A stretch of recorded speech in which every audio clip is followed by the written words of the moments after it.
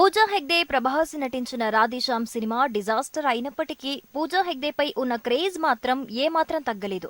ఒకవైపు హీరోయిన్ గా మాత్రమే కాక మరోవైపు ఐటెం సాంగులతో కూడా పూజా హెగ్డే ఈ మధ్య ప్రేక్షకుల దృష్టిని బాగానే ఆకర్షిస్తోంది. ఈ మధ్యనే రామ్ చరణ్ నటించిన రంగస్థలం సినిమాలో జిగేలు రాణి ఐటెం సాంగ్ లో కనిపించిన పూజా హెగ్డే ఇప్పుడు మరొక సినిమాలో ఐటెం సాంగ్ లో నటించేందుకు రెడీ అయినట్లు తెలుస్తోంది.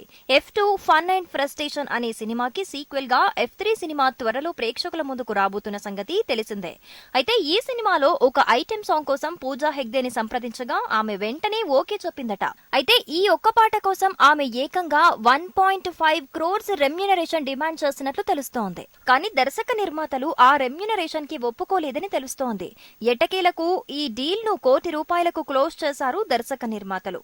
కేవలం ఒక్క ఐటెం సాంగ్ కోసమే ₹1 కోటి పారితోషికం తీసుకుంటూ పూజా హెగ్డే ఇప్పుడు అందరి దృష్టిని ఆకర్షిస్తోంది. మరోవైపు పూజా హెగ్డే మెగాస్టార్ చిరంజీవి హీరోగా నటిస్తున్న ఆచార్య సినిమాలో కీలక పాత్రలో కనిపించనుంది.